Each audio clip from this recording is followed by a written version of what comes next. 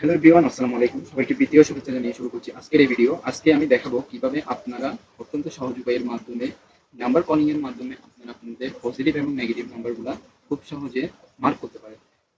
ধরুন আমি এই নাম্বারগুলা পাশে মার্ক করতে যাচ্ছি যে এগুলো কালো, যেটা পজিটিভ 200 ওইটা আমি কালো রাখবো। পাশাপাশি একটা ধরুন লাইক ইমেজ রাখবো।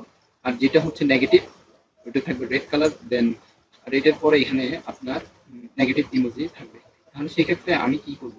প্রথমত আমার থেকে এগুলো সম্পূর্ণ সিলেক্ট করতে হবে। দেন আমাকে প্রেস করতে হবে কিবোর্ডের Ctrl+1। দেন আমাকে যেতে হবে কাস্টমসে। কাস্টমের পরে আমি এটা পুরোটা কেটে দিব। এখান থেকে আমি ফার্স্ট অফ অল লিখব BLSEK ব্ল্যাক।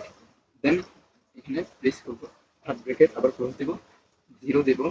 তারপরে এখান থেকে উইন্ডোজ দিয়ে ডট দেব, তারপরে ক্লোন দেব, আবার এখান থেকে দিব ওয়েট 0 দিব। এখান থেকে আমি আবার ইমোজি দিব। ইমোজি দেওয়ার পরে ধরুন আমি মাথায় হাত দেওয়া এটা একটা নেগেটিভ, এই জিনিসটা হচ্ছে আমি নেগেটিভ ফরম্যাটে দিলাম। এখান থেকে আমি এটা সম্পূর্ণ দিয়ে দিলাম। দিয়ে দেওয়ার পরে আমি ওকে দিয়ে দিচ্ছি।